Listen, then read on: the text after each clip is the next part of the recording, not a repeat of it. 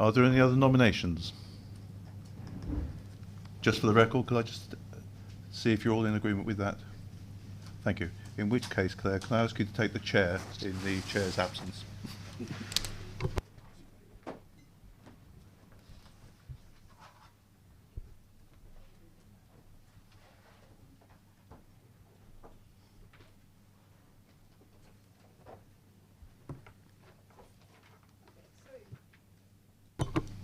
If I can, thank you very much. If I could start by asking, so we have new members.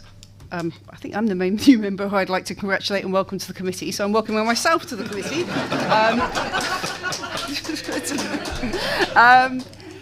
I don't know, but if you'd like to introduce yourselves in turn, starting with Mark. It's all right, I'm quite loud. No. Oh, they need it for the streaming, please. Yeah, thank you. Councillor Mark Hannaford. I'm sub for North Somerset Council on this committee in place of Councillor Mike Bell. Councillor Sarah Warren, Deputy Leader of Bath and North East Somerset Council in place of Councillor Kevin Guy.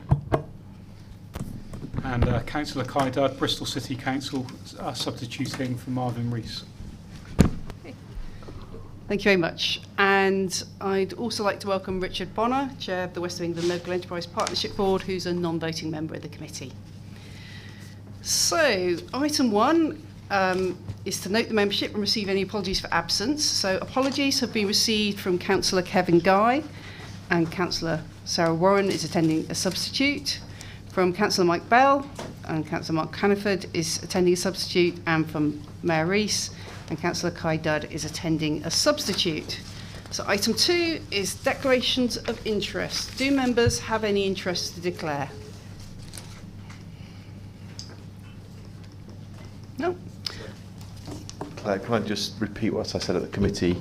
So as a business board member, my register of interests are up to date, and there's nothing on today's agenda that I believe conflicts with my outside business interests.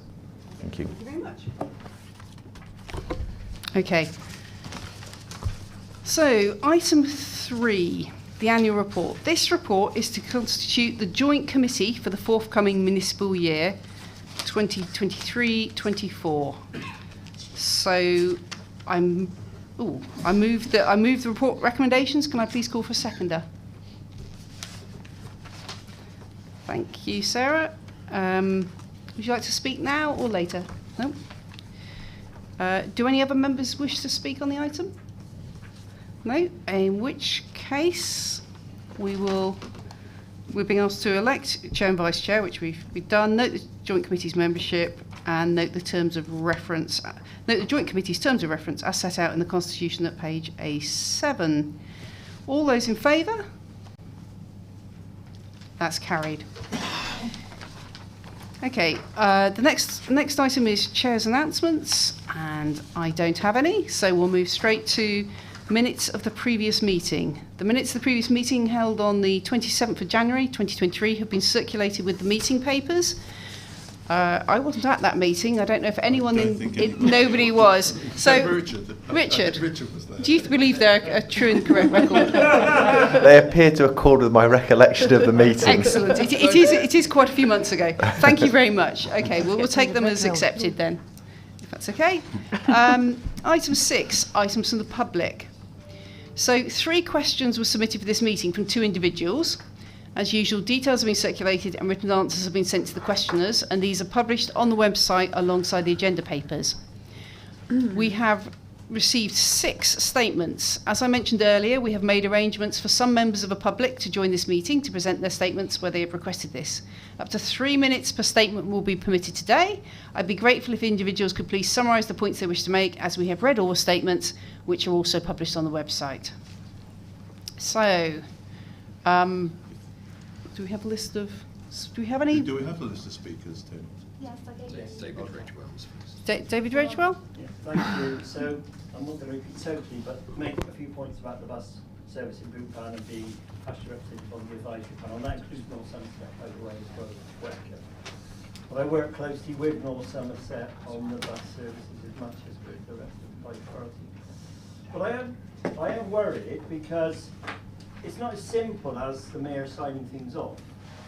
the bus service improvement plan has to be signed. I'm a member of Somerset, clear it now, Somerset County Council's bus service advisory board. We have to go to DFT to get sign off. And the DFT will sign off as we do things or agree with things. So the fares package, I'm not against the fares package, of both the birthday card and we've got the, which you haven't mentioned, the carers bit as well. But we did ask, of course, I asked with Councillor Alexander for the record, for a proper report at the advisory panel for the members supporting that. So we knew what we were signing off, because I was shocked, this is for Richard's point of view, that at Somerset I get a proper written report before I go to the meeting online to see what First is up to, or Stage 2. This time we had nothing, just spoken reports. We can't go on like that, we've got to have proper reports. The Department of Transport expect that. So, one, we've got to engage passengers more. Passengers must be at the heart of this. Those advisory panels need to be very, very much inclusive. And then we don't have a passenger forum. Yes, Dan and Hannah, the new executive member I've been meeting at North Somerset, are the two in charge of the passenger forum, but that's not enough. And we need to have more engagement, whether that's at Western Town Centre, talking to passengers at the bus station, or at Clevedon, or in Yateclear, or whether we're in Kingswood, or whether we're in Radstock, Midsummer and Bath, or in Bristol, or up in Southmead. You know, we need to be engaging passengers about the services, and so we can show the Department of Transport that we're not in the bus stations, we're not having an engagement. They will want to see that. They want to see how we're talking to the stakeholders. Very not used to do it was the 4 councils running it. When you get, the government will look to see that passengers are engaged, not just politicians and not certainly not smoke-filled rooms. That's not what bus service improvement plans are about. So I warn on that because there is a review coming. Secretary of State will look at everything. We need to show some progress. So let me put on the table what progress we need to see. And I think everybody's picked it up. Marvin's picked it up. We need to get some of those supported bus services back.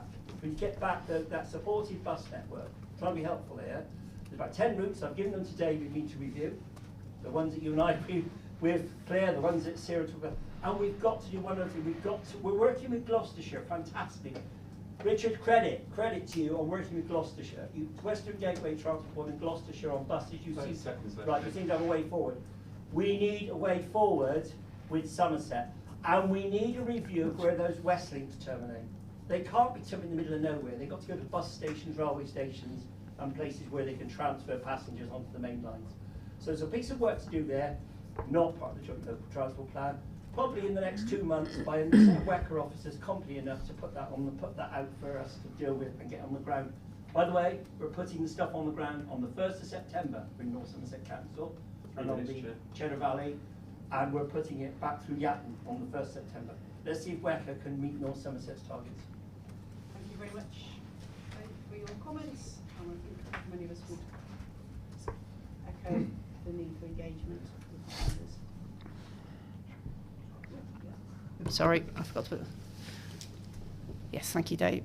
Well, actually, next I have Brendan Taylor on the list. Are they not here to speak? You're. Yes, Chair Committee. Brendan's unable to make it today in respect of bus services, and as you and also Councillor Chris Wilmore will be aware, I want to focus on those issues relating to accessibility in public transport provision across the region, and with respect to the need to ensure, as Mr. Redwell is rightly pointing out, we need to make sure that we're offloading people onto accessible bus services is from Westlink services, and we absolutely can't afford or to lose sight of the fact that these services are providing services to some of the most deprived communities in this country. Places like Bromley Heath, places like the Outer Rim of Cotswold, Thornbury area and up around those constituencies and wards, or in that area which are deep rural areas, and where people absolutely need to have these vital connections for a lot of essential things, doctor's appointments, leisure activities, things like that, things that help to improve the standard of living for people who are isolated out into the countrysides, and which are incredibly important for those people to be able to continue to live and run their lives the way they see is good for them. And we're not acting as the enabler. We really need to act as the enabler for public transport in this region. We're not doing that at the moment, and we do need to do that because we're just storing up problems for a desperate future, which frankly nobody wants to actually see.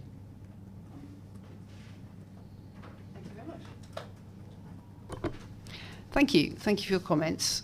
Can I now ask Gavin Smith and Martin Garrett? Are they here? They're not here. Okay. Then I've got Christina Biggs, Rob Dixon and David Neverwood.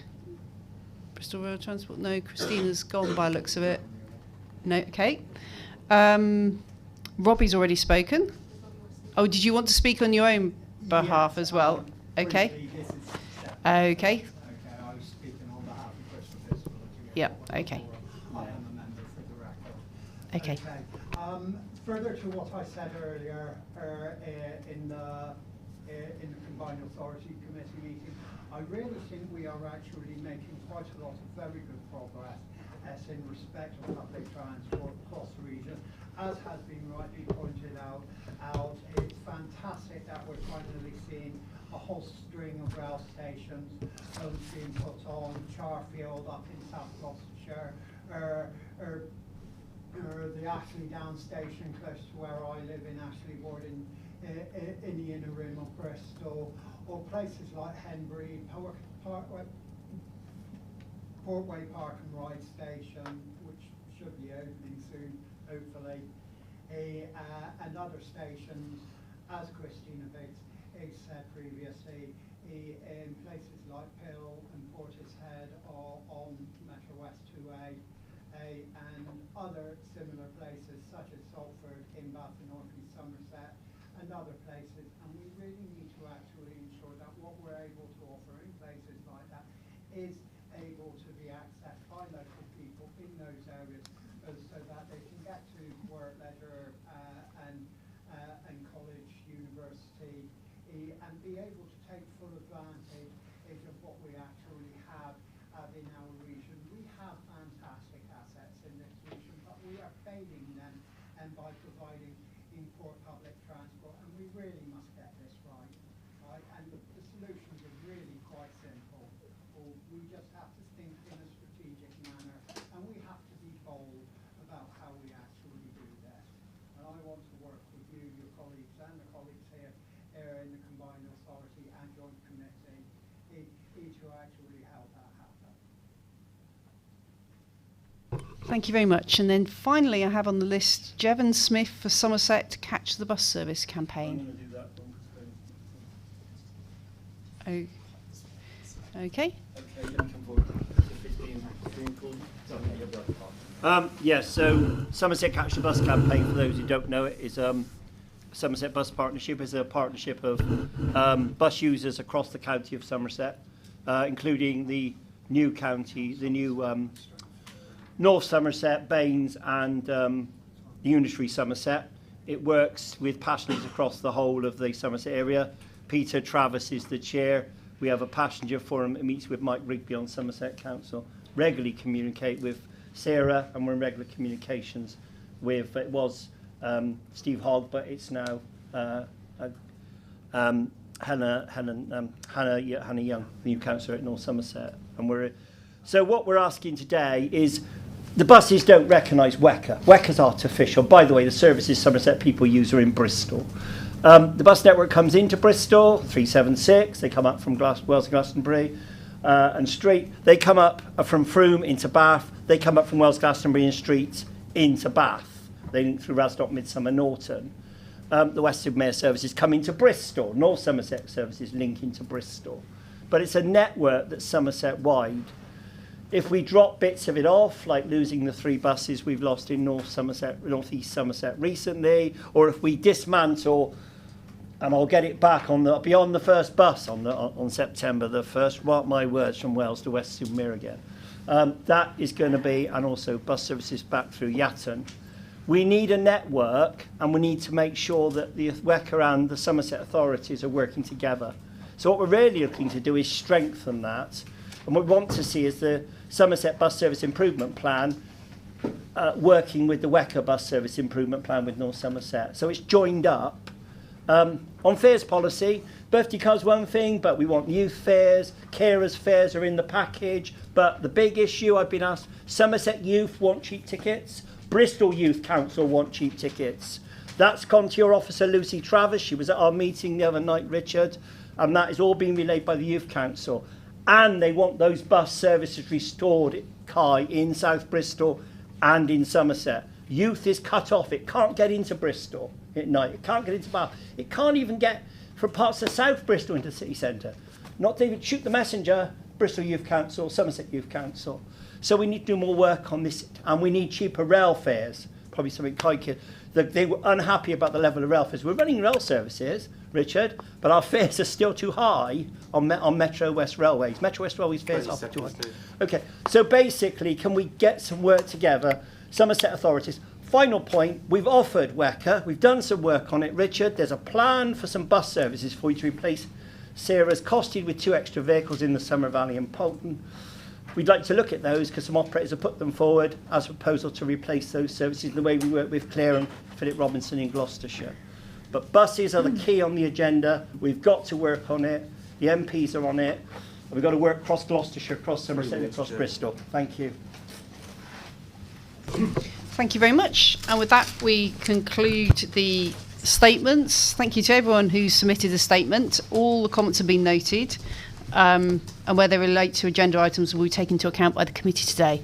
I'm not at all surprised that they've all been focused on buses, and I hope you, as you've heard earlier, we are all very much committed to working together on this important issue.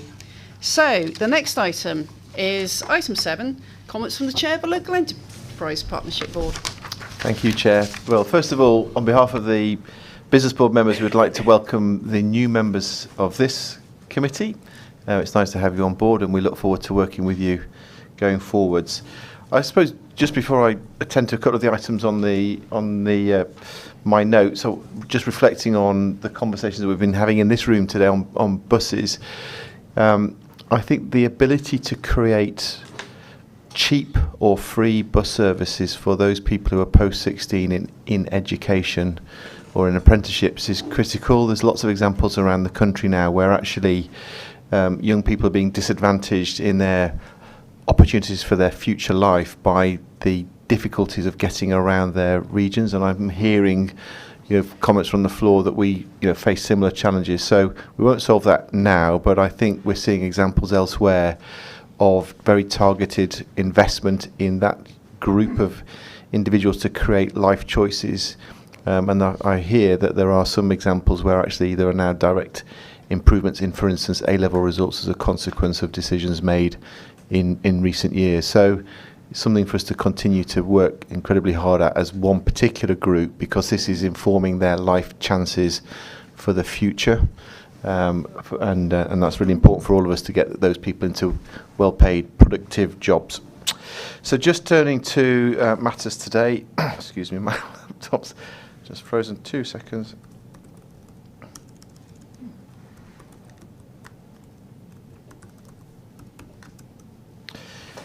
So with regards to the LEP and the IBB out-term budget for 22-23, as we said a bit earlier on, it's vital that we continue to recognise the combined authority is changing and growing into an organisation set to deliver a programme of works.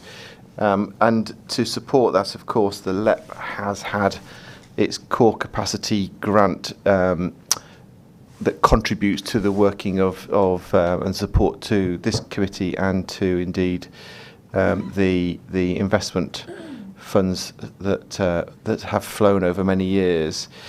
This year, 22-23, there was a reduction from £500,000 in the capacity funding to £375,000. And indeed, today Richard and I received a letter from government confirming that the capacity funding for 23-24 is going to be reduced to £250,000, and that is likely to be the last year in which the government are going to support and fund the local enterprise partnership. So we know that in the aftermath of the Levelling Up white paper, the government want to seek changes in the way in which we organise ourselves. So through the course of this year, we are going to need to set in place what that mechanism looks like. And I was pleased to see in the earlier Combined Authority paper that we will be bringing proposals for, but we would like to work with all of you as members to ensure that we work across the functioning economic area with the support of the business community towards our economic growth plans. We are very supportive of the ongoing work to link to the engagement that takes place and the opportunity to continue to demonstrate to our partners outside of the region that we work together and we collaborate and we contribute successfully to the thriving economy. Thank you. Thank you very much. We now move to the other report before us today, which is item 8, the LEP and IBB outturn for... Not on item 1, No, but no. item 2 and 3. Okay, 2. We're voting to approve the change request